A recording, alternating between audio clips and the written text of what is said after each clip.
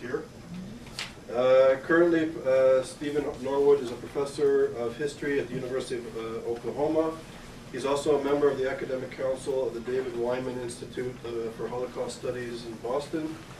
He received his PhD from Columbia University. His research focuses on 20th century American social history, working class history, as well as women's history, Jewish history, and African American history, and also the history of education in the United States. He's written widely, has published widely on issues, and he's been featured. His work has been featured all over the world, including published and featured in Turkey, India, Israel, New Zealand, and beyond. He's worked as a consultant in media for CBS television in New York, and as well as CNN. His most recent book is The Third Reich in the Ivory Tower, Complicity and Conflict on American Campuses.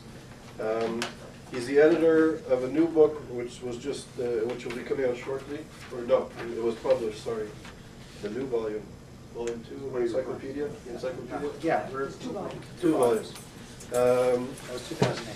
From 2008, called the Encyclopedia of American Jewish History, which won the Book List Editor's Choice Award, and it is co-authored with Professor Norwood's wife, Eunice Pollack, who's here with us. Who's an honor that she's here, and she's also publishing a book which will come out shortly on issues of anti-Semitism, a collected essay, a volume of essays that will be published within the year. It'll be published within 2 months. Within 2 months. Antisemitism on the campus, past and present, and it's on the U.S. campus, Britain's campus, South Africa, blah, blah.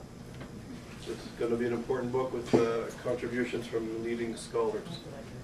And also, Professor Norwood has received the Hubert Gutman Award in American Social History for the book Labor's Flaming Youth, Telephone Operators and Worker Militancy from 1878 to 1923. So it's an honor that you're here, and thank you for coming. Okay. Well, during the 1930s, America's leading colleges and universities forged friendly ties with thoroughly Nazified universities in Germany. And by doing so, they helped enhance the Hitler regime's prestige in the West. Many American universities warmly welcomed top Nazi officials to campus, where they enthusiastically praised the Third Reich. Administrators refused to criticize them, despite calls from the Jewish community and from some students to do so. Prominent American academics were flattered to have the Nazi government bestow an honorary degree on them. The nation's leading universities eagerly participated in well-orchestrated Nazi propaganda festivals organized by the Hitler regime at German universities. Until World War II began, American colleges and universities enthusiastically participated in student exchange programs with Germany's Nazified universities, which had expelled their Jewish faculty members. From the beginning of Nazi rule, on January 30th, 1933, many American and British journalists reported that the Hitler regime was far more oppressive than anything that the world had ever seen. The American Jewish press immediately called Hitler the new Haman. As everyone knew, Haman had tried to destroy the Jewish people. So this issue of extermination comes right to the fore in the spring of 1933. The American Jewish press is onto this, and a lot of mainstream journalists in the U.S. and Britain are also talking about the possibility of mass extermination in Germany. Only a few weeks after the Nazis came to power, the New York Times reported that American travelers returning from Germany were emphasizing that, quote, to be either of Jewish faith or origin in Germany now constituted a crime, unquote. And Britain's Manchester Guardian stated in April 1933 that, quote, in city after city, in village after village, there is such an abundance of barbarism that modern analogies fail. The same month, a New York Times correspondent wrote from Germany that the Jews there were like toads under the harrow. Journalists reported that the Nazis delighted in publicly humiliating Jews, parading them through towns in refuse carts and imprisoning them in pigsties. That news is being published in the United States in the spring of 1933. On April 1st, 1933, the Nazis signaled their intention of economically strangling the Jewish population by staging a one-day national boycott of Jewish stores. Many saw this as the first step toward extermination. Particularly frightening was the yellow circle that the Nazis placed above the entrances to Jewish stores, the old medieval badge of shame for the Jews. And journalists are talking about a regression already to medieval times, and in fact to the Dark Ages, which is what I called the first chapter in my book. Germany reverts to the Dark Ages. The boycott of Jewish stores and offices was almost immediately followed by the expulsion of Jews from the professions and from university faculties. And it's quite clear the Nazis saw the university as central in their effort to persecute the Jews. So this is a critical institution for them to control, and they do so immediately. In May 1933, Germany's National Student Organization conducted massive book burnings of what it called un-German books at universities across the Reich. The Nazis cast into the flames many of the world's greatest works of scholarship and literature.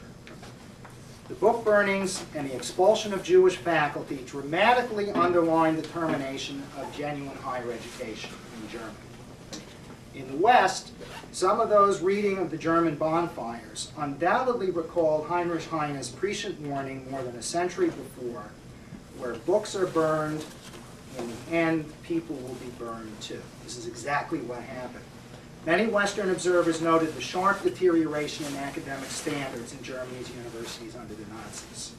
America's ambassador to Germany, William Dodd, was so sickened by the damage the Nazis inflicted on higher education that he dreaded even passing through a German university town, and he refused to accept any honorary degree from a German university. So there's an example of someone who was very clear that this was a barbaric regime. He wouldn't have anything to do with the German university, a sharp contrast to many of the leaders of America's universities during the 1930s. The Nazis' terrorist campaign against the Jews and assault on academic freedom is widely reported in the American press. And yet, America's university elite, capable of influencing public opinion against Nazi barbarism, chose not to do so. The president of Yale, James Rowland Angel, for example, refused the request of Rabbi Edgar Siskin to speak at a mass meeting in New Haven on March 27, 1933, which is the first day of nationwide protests in the United States against Nazi anti-Semitism, where there are huge numbers of Jews going into the streets in the major American metropoli demonstrating against Nazi anti-Semitism.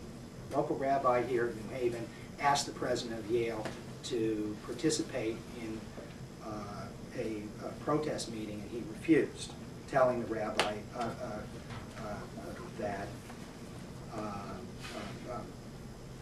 he just flatly declined. The rabbi was deeply disappointed that President Angel declined the invitation, telling him, quote, "Your presence with us would have added greatly to the effect of our protest." Instead of backing the anti-Nazi protests, the nation's educational leaders engaged in numerous actions that enhanced Nazi prestige in the West as Germany intensified its persecution of Jews and strengthened its armed forces. This reprehensible behavior was, of course, shaped by the anti-Semitism that pervaded America's university elite during the 1930s. America's universities sharply restricted Jewish enrollment all the way through the Holocaust. University presidents often made anti-Semitic remarks in their correspondence.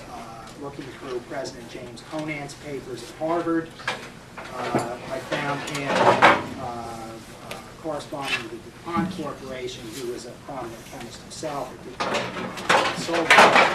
about the German Jewish refugee scientist Max Bergman. They were interested in possibly hiring him for consulting work, but were concerned about the fact that he might be, quote, too Jewish, and included things about his kind of Jewish nature. The president of Harvard responded to DuPont, recommending against hiring Bergman, emphasizing that he was, quote, very definitely of the Jewish type, unquote. When Bergman died 10 years later, the New York Times identified him as one of the world's leading organic chemists.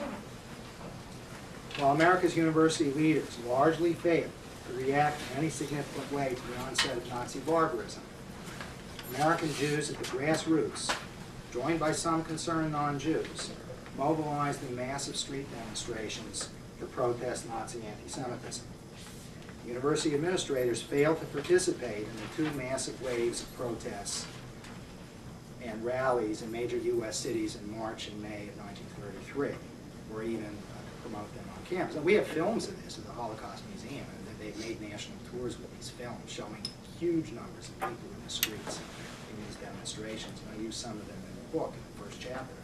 Typical of the massive mobilization of ordinary citizens of the grassroots against Nazism was the May 10, 1933 march of 100,000 people in New York City. The marchers included uniformed World War veterans, members of Zionist organizations, a labor contingent numbering in the thousands, and I'm quoting from newspapers here, scores of rabbis in long black robes, bearded denizens of the Lower East Side, and representatives of the literary, artistic, and theatrical worlds. Many carried placards that read, "Hitler, this is not the period of the Dark Ages."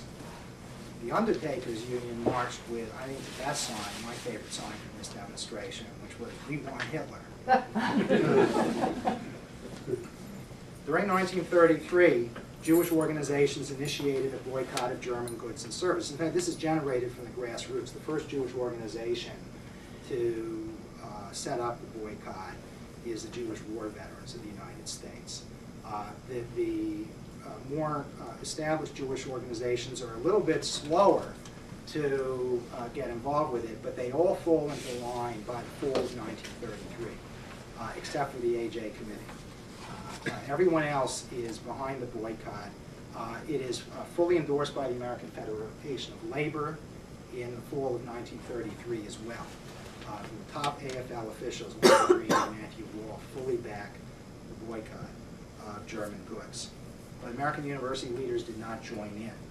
Columbia's Nicholas Murray Butler and Robert Maynard Hutchins of the University of Chicago several times sailed across the Atlantic on German ships flying the swastika flag. Up through 1937, this is going on. American university presidents. Let me know, incidentally, if you can't hear me in the back. I don't know how well I'm projecting without a microphone. Okay, so far? All right, just raise your hand if I can't be heard. All right. I checked shipping lists in the American newspapers for the whole 1930s, and you see the names of the American university presidents repeatedly. People like Butler, who saw himself as a kind of international statesman going across the Atlantic. There's the swastikas flying on these ships. And of course, anti-Nazi German refugees coming to the United States in 33 and 34 are warning Americans not to go on German ships. This is putting much needed currency into the Nazis' hands. During late 1933 and early 1934, some of the journalists in the West best informed about German affairs warned about the very real possibility of large-scale genocide of the Jews in Germany. In November 1933, Pierre von Passen, for example, drawing on interviews with Jews that he had conducted in 3 widely separated German cities, wrote, quote, the position of the German Jews is getting worse every day. And he called for international action to save the German Jewish community from what he called physical extinction. He endorsed Rabbi Stephen Wise's call for the settling of 150,000 Jews in Palestine. But von Passen warned that unless such a plan were carried out at once, and he's writing in November 1933, quote, there will be no 150,000 German Jews left to be settled in Palestine. The very next month, in December 1933, the president of Columbia University, Nicholas Murray Butler, I think the most well-known university president in this country during the 1930s, warmly welcomed to campus Nazi Germany's ambassador to the United States, Dr. Hans Luther. President Butler dismissed criticisms of the invitation, praising the Nazi ambassador as, quote, a gentleman, honest and well-mannered, and as the diplomatic representative of a friendly people, in Butler's words, he said Luther was entitled to, quote, the greatest courtesy and respect. He was not concerned that the Nazis had recently burned the books of one of Columbia's most distinguished professors, Franz Boas, the great anthropologist. The day of Luther's speech, Columbia student newspaper, The Spectre, which had an almost entire Jewish editorial board, published an editorial entitled "Silence Gives Consent, Dr. Butler," that bitterly denounced Butler's failure to criticize the Nazis. Calling attention to the Nazis' destruction of democracy and their persecution of Jews and book burning, The Spectator declared, quote, "This is the government which President Butler, by his silence, has given the impression that he condones." Believing that Jerome Klein, a popular and talented fine arts instructor, had been the leader in circulating a petition denouncing the administration's bringing Luther to campus, President Butler terminated his appointment, permanently destroying a very prominent academic career. And Klein was never able to find his way back into academia. A year after Luther's visit, a Columbia student group invited anti-Nazi refugee Gerhard Zager, a former Social Democratic Reichstag deputy, to speak on campus. The student group asked President Butler to join Zager on the podium and present his views on Nazism. Zager had escaped from the Oranienburg concentration camp in December 1933 after 6 months imprisonment. And this is one of the first people who actually been in a concentration camp that's coming to the United States to describe conditions in these camps, which the Nazi government is telling Americans are camps where the conditions, one of the leading propagandists in this country made a campus tour, said they're like college dormitories, the buildings there. It's pretty much like a campus setting. Zager had been in the Reichstag for many years and had been in Oranienburg, is speaking at Columbia in 1934. Although President Butler could have used this opportunity to publicly proclaim his opposition to Nazism and to show his support for a courageous adversary of Hitler, he declined to appear at the presentation, which was chaired by Reinhold Niebuhr. An audience of 300 heard Zager declare that sadism and cruelty beyond anyone's expectation prevailed in Germany's concentration camps, and Zager repeatedly urged Americans to boycott German goods. At Harvard, President Conant's administration provided a very friendly reception for one of the top Nazi Party officials, Ernst Homstangl, who was Hitler's foreign press secretary. When he arrived at Harvard in June 1934 to attend his 25th anniversary reunion, he was a member of the Harvard class in 1909. Hitler had taken refuge at Homstangl's villa after the Munich beer hall putsch. Homstangl claimed to have introduced the Nazis' stiff-armed salute and Sieg Heil chant, modeling them on a gesture and a shout he had used as a cheerleader at Harvard when he was a student. A fanatical anti-Semite, Homstangl had in April 1933 told American diplomat James MacDonald, quote, that the Jews must be crushed. They were, quote, the vampires sucking German blood. MacDonald wrote in his diary that Homstangl, quote, then launched into a terrifying account of Nazi plans. The April 1st boycott was only the beginning. Noting that Germany had taken over 1.5 million war prisoners during the World War, Homstangl declared that, quote, 600,000 Jews would be easy. The Nazis would assign a stormtrooper to each Jew, and, quote, in a single night it could be finished. MacDonald was not certain whether this meant that the Nazis planned to imprison Germany's entire Jewish population, or whether this meant its, quote, wholesale slaughter. Shortly before Homstangl arrived for the reunion, the Harvard student newspaper, The Crimson, urged the administration to award Homstangl an honorary degree, and mark of honor, The Crimson declared, appropriate to his high position in the government of a friendly country. Boston's newspapers repeatedly emphasized how fond his Harvard classmates were of Homstangl, fraternizing with the Nazi leader at the reunion, where many of the nation's leading financiers, industrialists, educators, corporate attorneys, scientists, and physicians. And you see their pictures on the front page of the Boston newspaper. At the class of 1909 party at the Harvard Union, Homstangl recalled for his classmates the, quote, many long nights that he and Hitler had spent at his villa talking of, quote, the day, and excitedly exclaimed to his rapt Harvard listeners, now the day is here. Reporters noted that all through dinner, Homstangl was besieged by autograph seekers. As the Nazi leader partied with his classmates, Harvard police tore down Nazi stickers protesters had posted in Harvard Yard that suggested Harvard award Homstangl another honorary degree, Doctor of Pogroms. The joyous festivities were briefly interrupted when Rabbi Joseph Schubaugh confronted Homstangl as he spoke with reporters in Harvard Yard. Rabbi Schubaugh demanded to know the meaning of a remark Homstangl had recently made to the press, that, quote, everything would soon be settled for the Jews in Germany. Trembling violently, Rabbi Schubaugh cried out, "My people want to know. Does it mean extermination?" But Harvard police immediately intervened and ushered Homstangl off to President Conant's home for tea. During the commencement, a mass demonstration was staged in Harvard Square against the university's warm welcome for Homstangl. Police arrested 7 demonstrators. And all of Harvard Square was covered with protesters. And I've heard from the children of some of them as I conducted my research. 7 demonstrators were arrested, one after the other. As each got up to speak, police arrested the person. They were sentenced to 6 months imprisonment at hard labor. It had originally been 30 days, and the judge jacked it up when they appealed to 6 months to teach them a lesson in hard labor.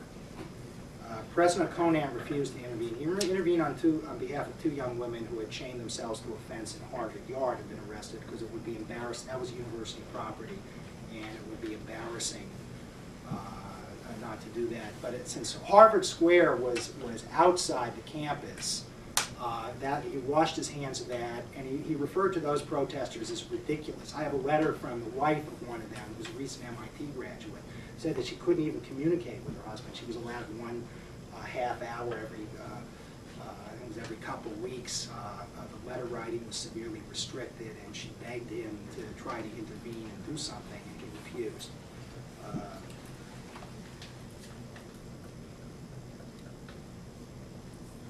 Upon Homstangl's triumphant return to Germany, Hitler bestowed on him the honor of opening the Nazi Party's Congress at Nuremberg. In September 1934, the month of the Nuremberg Congress, Roscoe Pound, the dean of Harvard Law School, personally accepted an honorary degree at the law school from Nazi Germany's ambassador, Hans Luther. This is a degree from the University of Berlin, which had been the site of a major book burning. Other Nazi officials attended the ceremony. Dean Pound was sympathetic to Hitler, had vacationed in the Third Reich, would vacation in 34, 36, and 1937. While in Bavaria, he attended the virulently anti-Semitic passion play at Oberammergau and pronounced it wonderful. When Felix Frankfurter, then a Harvard law professor and later U.S. Supreme Court Justice, learned that Ambassador Luther was to present Dean Pound with the honorary degree from the University of Berlin at the law school, he protested to President Conant that Harvard was, quote, tying its tail to the Nazi kite, that is, lending its prestige to the Hitler regime. Frankfurter did not want the ceremony held at Harvard and did not want President Conant to attend it. Conant replied to Frankfurter that he would attend. He did not want to insult what he called a friendly government. Frankfurter was deeply disgusted, noting that President Conant had allowed the law school building to be turned into what he called a Nazi holiday.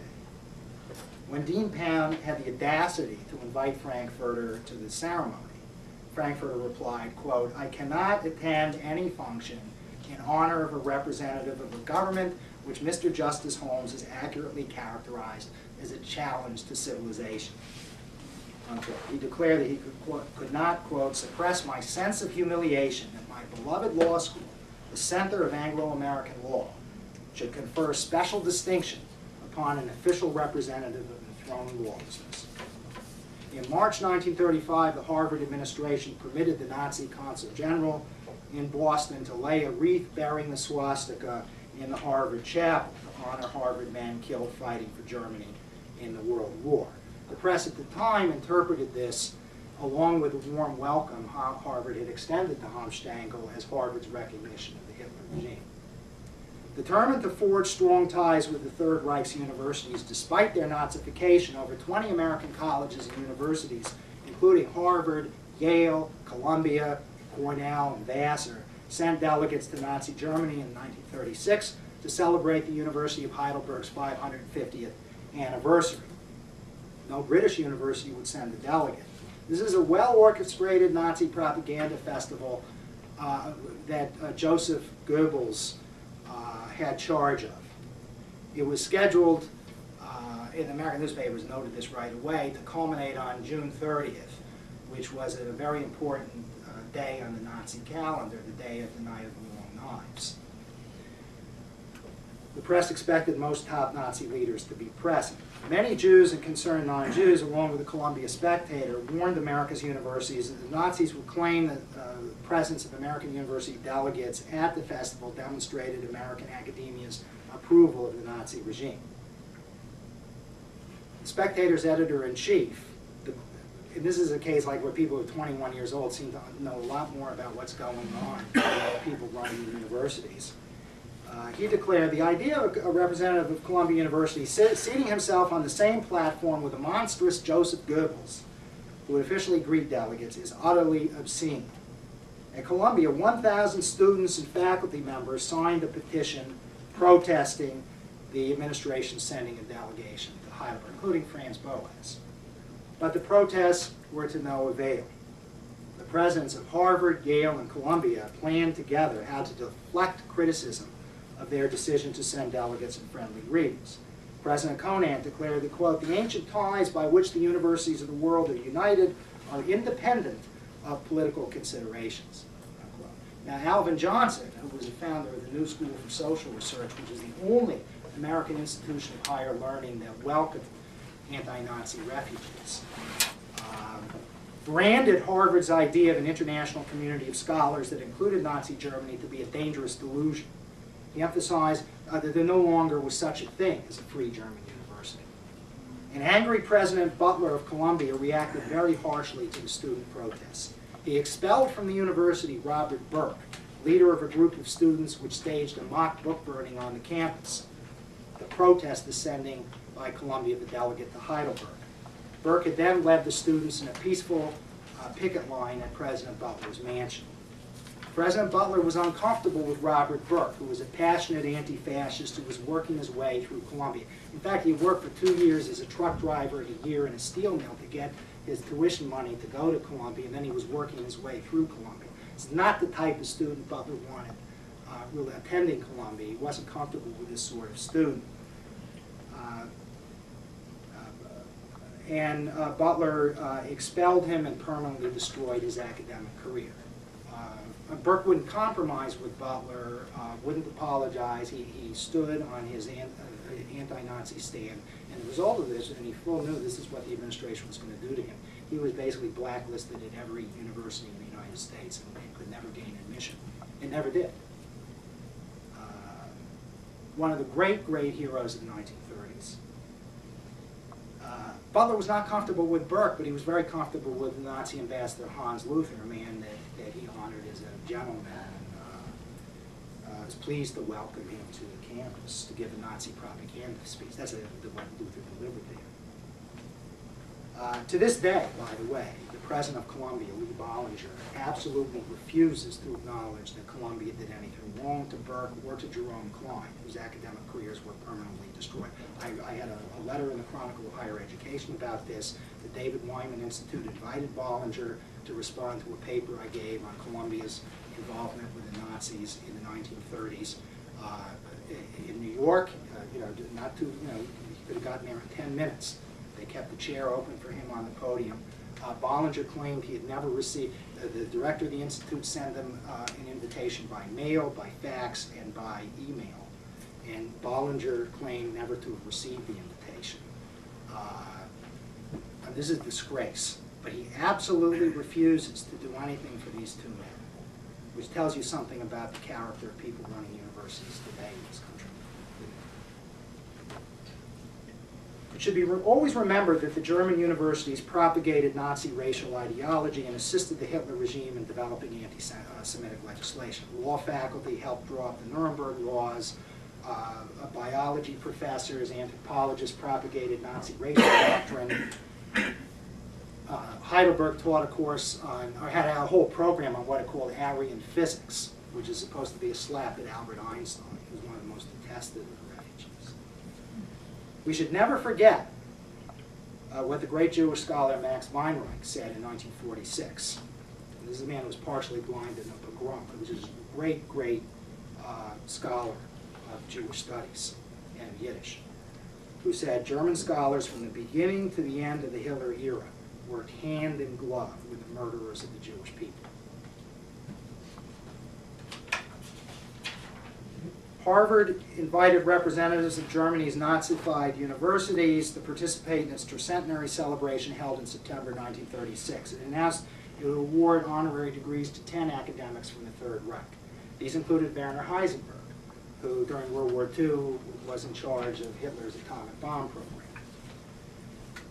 Harvard scheduled the tercentenary exercises for Rosh Hashanah. Despite protests, and the protests began developing over a year before the tercentenary, and came not from the Jewish community, but even from the Cambridge City Council.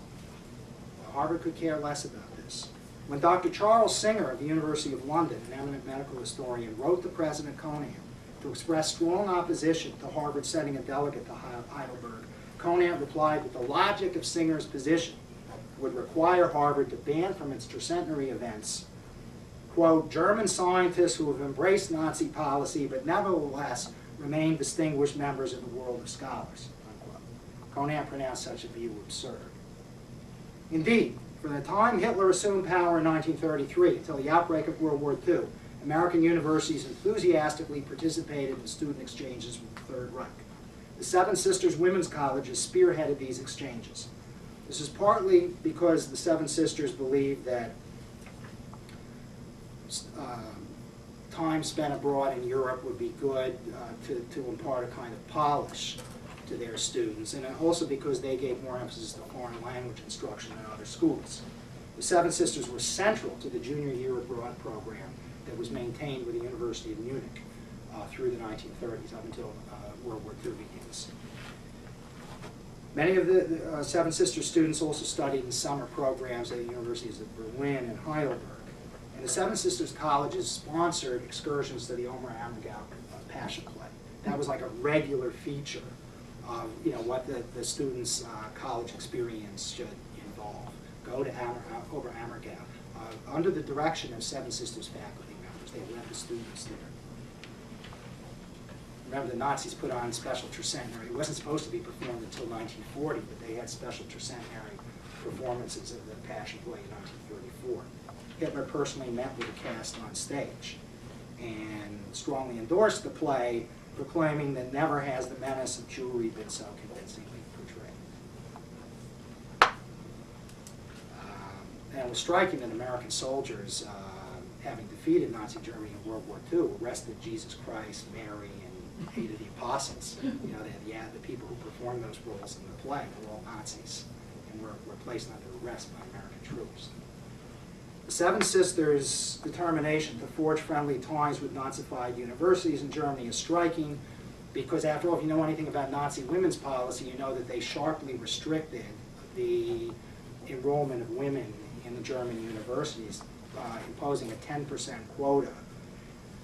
And they defined women's central role as that of mother and homemaker and promoted the 5-child family as a norm. My grandmother was a very close friend of Toni Sender, who was one of the first exiles to come to the United States from Nazi Germany, a Jewish woman who served 13 years in the Reichstag from 1920 to 33. She went on WEBD in 1935 and blasted Nazi women's policy, talking about the enslavement of the German woman, that the German woman was being not only cast out of the universities and totally out of the professions, but was being thrown out of even factory work, that these women were being reduced to try to scrape out a living as domestic servants and as prostitutes. Erica Mann, Thomas Mann's daughter, went around saying the same type of thing on some American campuses. So it was well known what was going on, but the Seven Sisters get into bed with the Hitler regime and send their students in large numbers repeatedly across the Atlantic to study at these institutions. And a very large proportion of these students wrote back glowing accounts of the greatness of the Third Reich, publishing them in pamphlet. Look at campus newspapers of this period. They're full of praise for Hitler and the Third Reich. A Mount Holyoke student, writing from Nazi Germany in 1938, declared that any account by a junior here is bound to turn into a testimonial. 4 Vassar students published a lengthy feature in the Vassar Review, explaining how living in the Third Reich had led them to dismiss American press reports of militarism, terrorism, and bloodshed there, and to truly appreciate what Hitler had accomplished. One of them praised Hitler for establishing what she called religious unity in Germany. She concluded her presentation by declaring Hitler is not militaristic. He has sincerely spoken for peace. Another Vassar senior, having been at the University of Munich as a junior, declared her admiration for Nazi students and their determination to clean up Germany. She even defended the book burnings as solemn, symbolic ceremonies. In an article published in several Jewish newspapers in 1936, the anti-Nazi refugee Leonhard Bergel, whose whole career was also, academic career was also terminated at New Jersey College for Women in 1935 by his Nazi department chair. German departments are controlled in many, many cases by outright Nazis. And Bergel was terminated in 1935 and was out of academia for a couple of years because he was an anti-Nazi. That was one of the major reasons why he was terminated. There was a long discussion of that in the book. He said that arriving in Germany at an impressionable age, the American student came into contact with Nazis almost exclusively. The student's own college German department, usually staffed by pro-Nazi German nationals, arranged for her to reside with a pro-Nazi German family, where she heard the official Nazi doctrines explained in the classroom. No wonder Bergel said that she writes letters to the college paper during her stay, full of praise for the Nazis.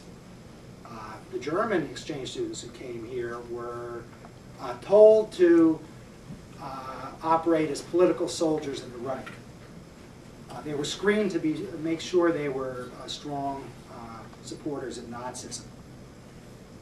Barnard College's German exchange student for 1937-38 explained in the Barnard Bulletin that Jewish blood was different from German blood, and Jews therefore could only be guests in Germany.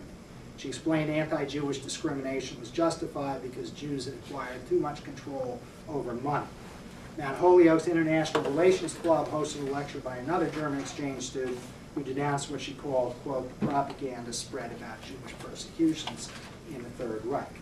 And the Seven Sisters colleges set up all these different social events to promote friendship between the U.S. and Nazi Germany. Wellesley, for example, arranged a dance and reception for the naval cadets from the German warship Karlsruhe, which sailed into Boston Harbor flying the swastika flag in 1934. The cadets were invited to Wellesley for a dance and reception. Wellesley ignored the Boston Jewish community's vehement protests. Boston Rabbi Samuel Abrams denounced the Karlsruhe as an instrument of hate and darkness. But by contrast, the Wellesley College News portrayed the cadets as very appealing young blonde men, immaculate in their uniforms, friendly, soft, and sincere.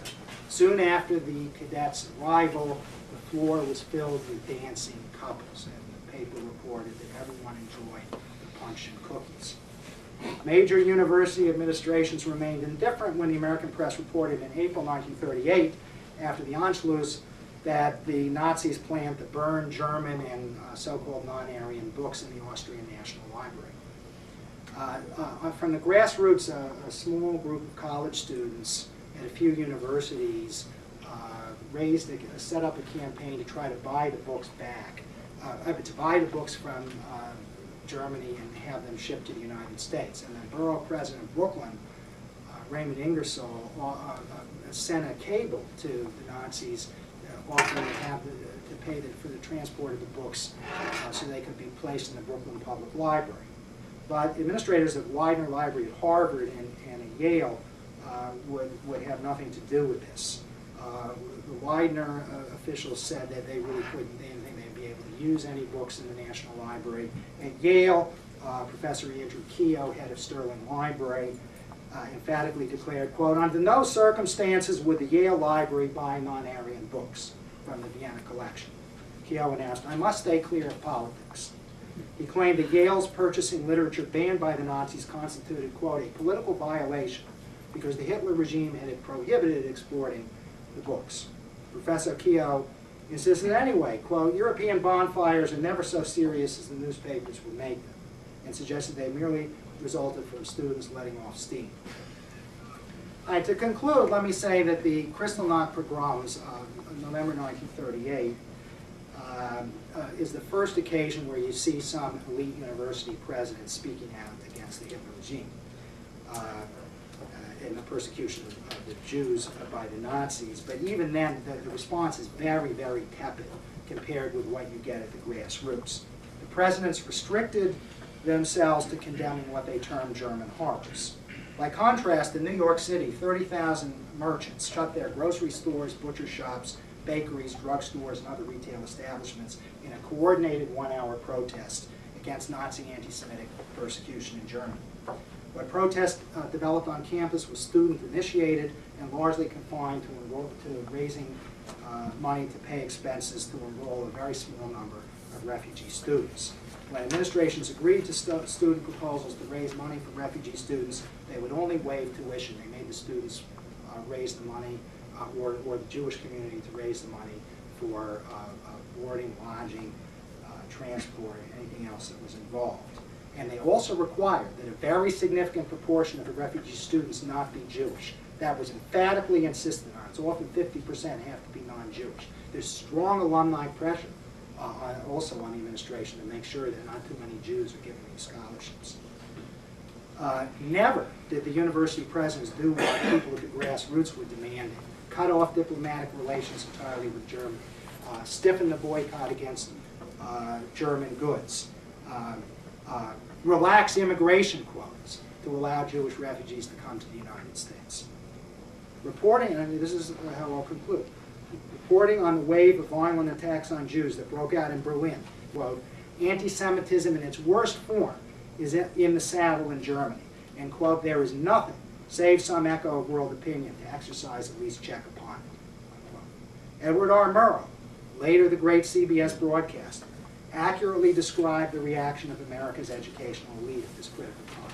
And he said, the thing that really concerns me, he says this in 1935, is the general indifference of the university world and the smug complacency in the face of what has happened to Germany. So I would say it's truly shameful that America's college and university leaders, who were in a position to influence American public opinion, remained indifferent to Germany's terrorist campaign against the Jews, and instead, on numerous occasions, assisted the Nazis in their efforts to gain acceptance in the West.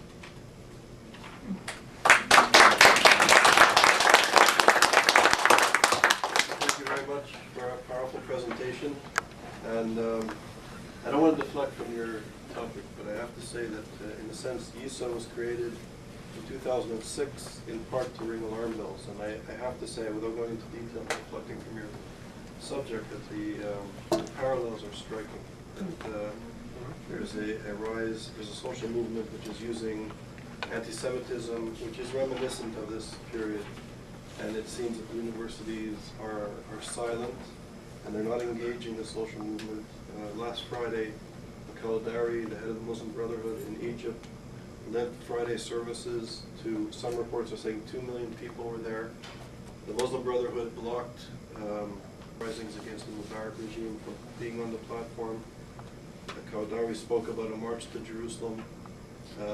And this is during the same week when James Clapper was saying that the Muslim Brotherhood is a secular organization that's given up violence. Several days later, when he testified again, he was asked whether the Brotherhood is an organization that is radical or an organization that has radicals in it, and he said that it's an organization that has radicals in it, that it's not necessarily a radical organization. And now this becomes context for discussion and for debate.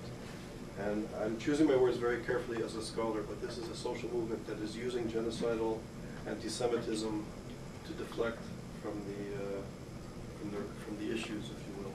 And it's terrifying. And actually, Qadari in 2009 was praising Hitler and saying that, God willing, that from his wheelchair he'll see the day when he can continue Hitler's work. It's just straightforward. And we ring the alarm bells in ESA, and not everybody's very pleased when we ring the alarm bells, to say the least. And it seems that things are progressing rapidly in 2011. So now back to 1930s. Thank you for your presentation. Are there any comments? Two American universities, which you mentioned from the Ivy League, like Harvard, Columbia, deal with their turbine past nowadays? No, absolutely not. Absolutely not. I could tell you, for example, give you some examples of this. The question is, do American universities today, and she mentioned elite universities like Harvard, Yale, Columbia, are they dealing with their Nazi past today? And the answer is absolutely no, they're not dealing with it. I can give, when I started presenting my work on this subject in 2004, the David S. Wyman Institute for Holocaust Studies asked me to give the keynote address at a conference that it wanted to set up, hopefully at Harvard, that would deal with Harvard's involvement with Nazi Germany in the 1930s. And they asked, the Institute asked me to write up a summary of the paper I would deliver, which is expanded version, appears as chapter 2 in the book, to present. I sent Larry Summers, then president of Harvard, a fairly lengthy summary of what I was going to say, laying out all the major points, so he knew exactly what I would say. The Institute didn't hear from him until September, when he responded by saying that not only would he not allow such a conference to be held at Harvard, but that nobody from the Harvard administration would attend any such conference. At that point, Professor Stephen Katz is one of the world's leading Holocaust historians and director of the Elie Wiesel Center at Boston University, invited us to have a conference there on that campus. And David Wyman and Professor Katz served as respondents to my paper. But that gives you that Lee Bollinger refused to participate in a forum in New York on Columbia's involvement with the Nazis. And not only that, they went beyond this to make nasty remarks in the press about it. The Boston Globe ran 2 major articles about Harvard's refusal to get involved and about what I said, and quoting David Wyman also at that time. So not only that, they seem to have learned no lessons whatsoever. John Coatsworth, who was a leading administrator at Columbia when Columbia brought in Ahmadinejad to speak and present his whitewash of Iranian barbarism to Columbia, was asked whether he would have invited Hitler to the campus, and his answer was yes. Prior to 1939, some inane statement like that. So, no, they're not interested in listening to this. And the subject of anti-Semitism is not fashionable on American campuses. And there's all kinds of efforts by people in charge to distance themselves from discussing that subject. To them it doesn't exist, and they're not, if you talk about something like this, to them it gives some legitimacy to the subject. Yeah, I've got 2 questions. First of all, I want to say thank you for the rich description of the collaboration between American universities and German universities. On an analytical level, what do you think might be the reasons and causes for this behavior regarding the time span between 33 and 39, I guess? That would lead to my second question. You were mentioning Kristallnacht as a possible turning point to reconsider the relationships to Nazi universities. And obviously that didn't happen, but when did it happen? When was the turning point? With the beginning of World War II? Well, yeah, 39, with up until the outbreak of European war, and with the invasion of Poland in September 1939, it becomes, the Seven Sisters are about to send students across the Atlantic for more study in Nazi Germany, and all of a sudden war breaks out, and they're afraid the parents are going to be concerned for their daughter's safety, so they regretfully have to stop the voyage. Regretfully, they would have liked, I think, to continue, but it was just a safety issue. But it's really these outside factors. Europe has been torn apart by war, and it's just too dangerous. And the first part of the one was question about the reasons at more on an analytical level, the reasons why? and causes and or the motives, let's say. motives are, first of all, let's start with number one, which is anti-Semitism, which pervades the American universities in the 1930s. These are universities that maintain very strict Jewish quotas, restricting their enrollment, and also restricting the hiring of Jewish professors all the way through this period. There are whole fields that are off limits to Jews in the 1930s. English literature, for example, was believed that unless you were of Anglo-Saxon background, you couldn't properly understand English literature. History is another example where there are only very, very few Jews. Even sociology, chemistry. There are these arguments, they try to pass the blame. Well, we don't give any scholarships at Harvard, say, to Jewish students in chemistry, because what would they do anyway? You agree that you couldn't get a job in chemistry if you were Jewish. There's no employment available for Jews in these fields. Okay, so that's one of the major factors. And there's also the issue that the presidents of the universities were very comfortable with the elite, which tended to be very anti-Semitic in this period, and very uncomfortable with social protest, with pro-labor students. And here is a regime that has crushed the trade unions and seems to have the support of the upper class. People like Nicholas Murray Butler are very comfortable with that element. Robert Burke, in his view, was an undesirable. He wanted him out. He went on to become a labor organizer. He was very, very committed to denouncing Nazism. A guy like Hans Luther, he sees as,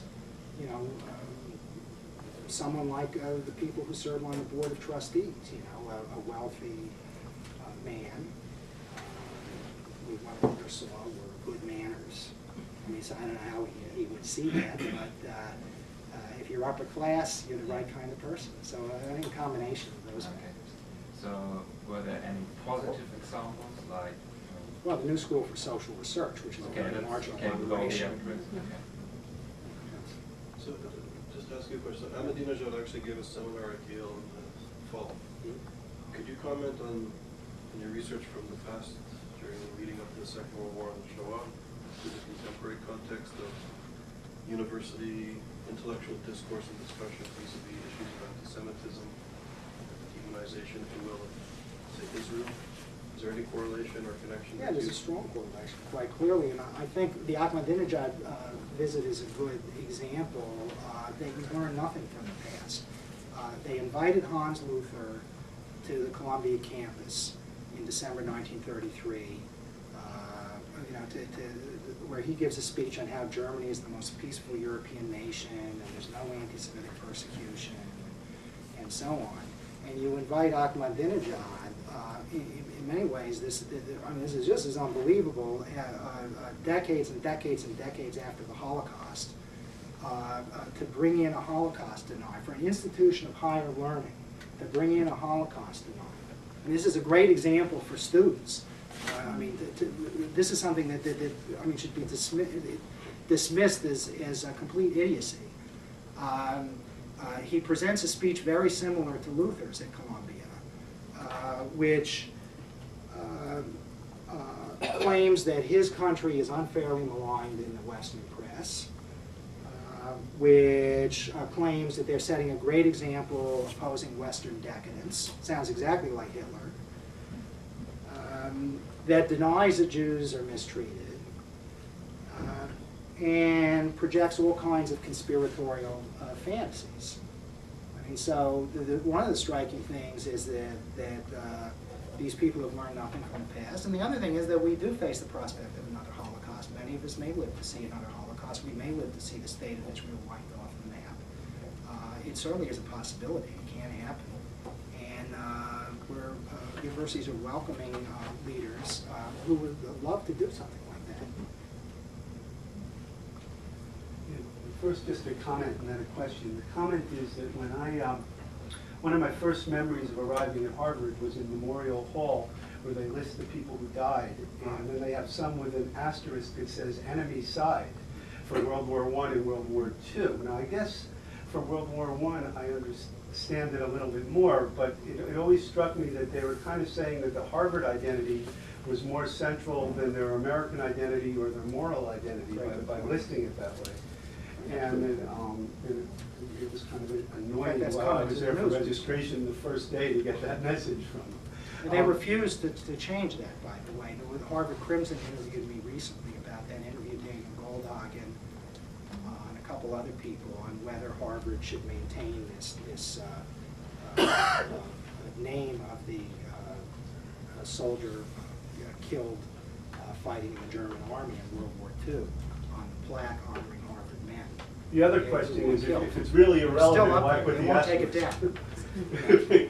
It really doesn't matter to me what's the asterisk doing there. But in any case, the next issue is that I was wondering if you gave any thought to the way that Nazism is being processed by historians more recently, and that the lesson of anti-Semitism being a central aspect of the Holocaust, being kind of de-emphasized and removed as we get further and further away from the event. And that now that even in Holocaust education programs, it seems to me when they go into the schools and they teach kids about the Holocaust, that they say it happened to the Jews, but very quickly they try to get them to draw almost any moral lesson they want from the Holocaust, except that that it somehow was an outgrowth of a historical anti-Semitic movement, among other things.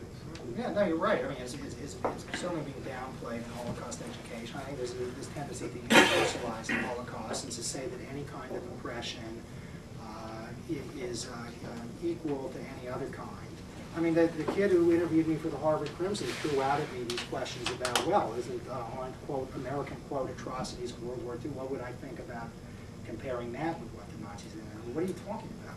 I said, okay, in the Pacific War, and then mentioned the dropping of the atomic bombs and other so-called atrocities that he was unable to specify. But unfortunately, look, I went all the way through school without having the Holocaust taught at all. I learned about it through the Eichmann trial in 1961, reading the paper. I learned about it through talking to older people who had survived that period. That's how I learned. I didn't get it from schools or from teachers. They just ignored the subject totally. Now, I don't think it's being properly taught now. And universities are delinquent. You're quite right. Anti-Semitism is just not seen as a legitimate subject by large numbers of influential people in academia. I was recently taught in class that the German professors were among the first to go along with the policies of Hitler, and especially the Nuremberg laws, which eliminated the professors from the German universities. The reason for this being that it was to reduce the competition, and some of the best brains at the universities were not given professorships and had to leave, and therefore they personally profited from this. Now, in the United States at the same time, there was a very strong anti-Semitism, but could this also have been part of the reason that the administration and the professors in the United States all looked so fondly upon the Nazi regime? And that they were so fond of the Nazi regime, plus the fact that they didn't allow Jews into the schools or professors other than Princeton. Well, it was because the American university system was highly anti-Semitic as well and very restrictive. Yeah, I mean, that obviously, given how pervasive anti-Semitism was in American universities, there would be some sympathy with the German policies. There's no question. I mean, the prominent people like the Dean of Barnard College, Virginia Gildersleeve, was quoted in the press as saying, as she returned from her annual European sojourn, to say there's no big deal about what's going on in the German universities. She was pleased to see that a certain number of women, and there are Jews still there in attending these universities, and this is a woman who had severely restricted the admission of Jews into Barnard.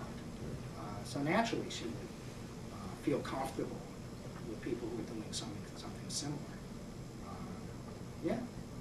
My point is also, wasn't this being done on the same, they were doing the same thing in the American universities. That's why the new school had to be started, and that's, the only exception would probably be It's somebody not as like brutal Einstein. quite, yeah, I mean, there's a similar kind of pattern of discrimination. I mean, they're not going into lecture halls and beating up the professors or physically threatening them or severely injuring them. That's a difference in the United States, but there is a pervasive anti-Semitism and restriction of opportunities. All the way through the Holocaust, that doesn't change. The Holocaust is going on, they don't change these policies.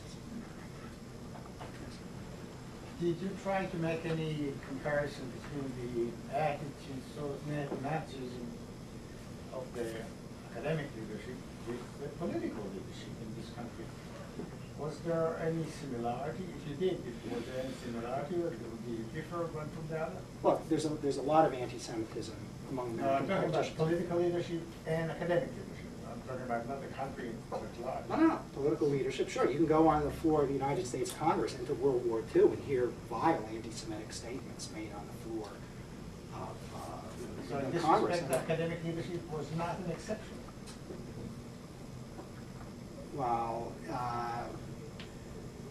the American academic leadership is highly important because it has a lot of influence over American public opinion. These are the people most conversant with European affairs, probably of anybody in the United States. And Same can be said there are about other political sectors in the, leadership. well, okay, but there are other sectors. It's not the only sector that is comfortable with the regime. I'm not saying, I mean, you're quite right to say there's a very significant and often overlooked amount of anti-Semitism in the United States in that period and in powerful places.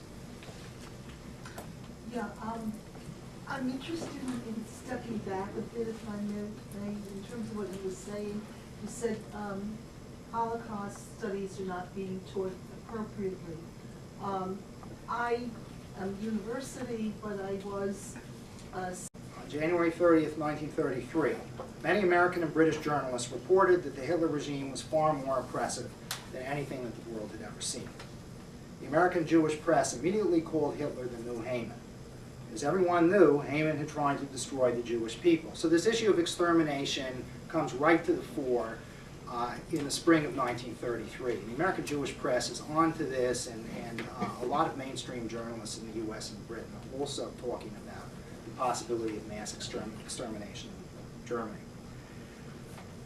Only a few weeks after the Nazis came to power, the New York Times reported that American travelers returning from Germany were emphasizing that, quote, to be either of Jewish faith or origin in Germany now constituted a crime, unquote. And Britain's Manchester Guardian stated in April 1933 that, quote, in city after city, in village after village, there is such an abundance of barbarism that modern analogies fail. The same month, a New York Times correspondent wrote from Germany that the Jews there were like toads under the harrow. Journalists reported that the Nazis delighted in publicly humiliating Jews, parading them through towns in refuse carts and imprisoning them in pigsties. That news is being published in the United States in the spring of 1933. On April 1st, 1933, the Nazis signaled their intention of economically strangling the Jewish population by staging a one-day national boycott of Jewish stores. Many saw this as the first step toward extermination. Particularly frightening was the yellow circle that the Nazis placed above the entrance. Any honorary degree from a German university. So there's an example of someone who was very clear that this was a barbaric regime. He wouldn't have anything to do with the German university. A sharp contrast to many of the leaders of America's universities during the 1930s. The Nazis' terrorist campaign against the Jews and assault on academic freedom is widely reported in the American press. And yet, America's university elite, capable of influencing public opinion against Nazi barbarism, chose not to do so. The president of Yale, James Rowland Angel, for example, refused the request of Rabbi Edgar Siskin to speak at a mass meeting in New Haven on March 27, 1933, which is the first day of nationwide protests in the United States against Nazi anti-Semitism. where there are huge numbers of Jews going into the streets in the major American metropoli demonstrating against Nazi anti-Semitism. Local rabbi here in New Haven asked the president of Yale to participate in a protest meeting, and he refused, telling the rabbi that he just flatly declined. The rabbi was deeply disappointed that President Angel declined the invitation, telling him, quote, "Your presence with us would have added greatly to the effect of our protest."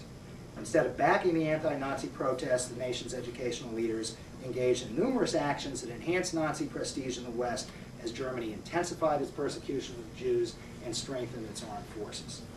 This reprehensible... Within 2 months. Within 2 I months. guess I'm just on the campus, past and present, then it's on the US campus, in Britain's campus, South Africa, blah, blah. It's going to be an important book with contributions from leading scholars.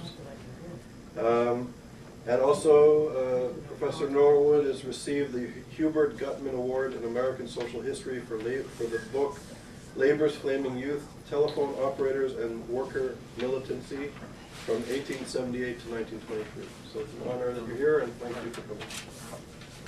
Okay. Well, during the 1930s, America's leading colleges and universities forged friendly ties with thoroughly Nazified universities in Germany. And by doing so, they helped enhance the Hitler regime's prestige in the West. Many American universities warmly welcomed top Nazi officials to campus, where they enthusiastically praised the Third Reich. Administrators refused to criticize them, despite calls from the Jewish community and from some students to do so. Prominent American academics were flattered to have the Nazi government bestow an honorary degree on them. The nation's leading universities eagerly participated in well-orchestrated Nazi propaganda festivals organized by the Hitler regime at German universities. Until World War II began, American colleges and universities enthusiastically participated in student exchange programs with Germany's Nazified universities, which had expelled their Jewish faculty members. From the beginning of Nazi rule, Is here. Currently, Stephen Norwood is a professor of history at the University of Oklahoma. He's also a member of the Academic Council of the David Wyman Institute for Holocaust Studies in Boston. He received his PhD from Columbia University. His research focuses on 20th century American social history, working class history, as well as women's history, Jewish history, and African American history, and also the history of education in the United States. He's written widely, has published widely on issues, and he's been featured. His work has been featured all over the world, including published and featured in Turkey, India, Israel, New Zealand, and beyond. He's worked as a consultant in media for CBS television in New York, and as well as CNN. His most recent book is The Third Reich in the Ivory Tower, Complicity and Conflict on American Campuses. He's the editor of a new book, which was just, which will be coming out shortly, or no, it was published, sorry. The new volume, volume 2, encyclopedia? yeah, we're 2 volumes. That was 2008.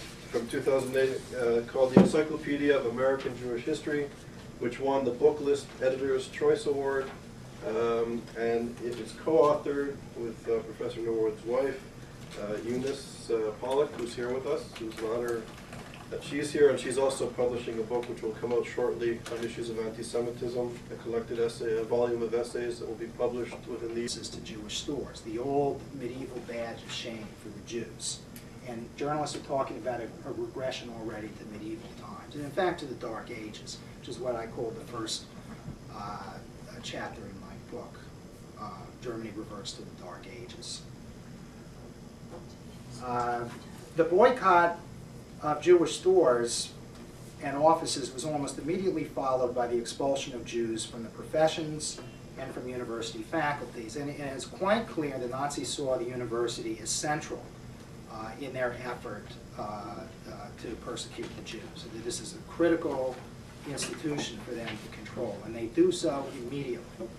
In May 1933, Germany's National Student Organization conducted massive book burnings of what it called un-German books at universities across the Reich. The Nazis cast into the flames many of the world's greatest works of scholarship and literature.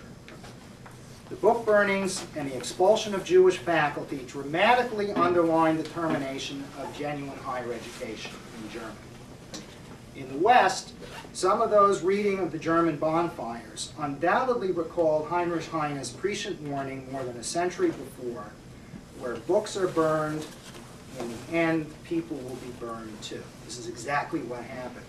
Many Western observers noted the sharp deterioration in academic standards in Germany's universities under the Nazis.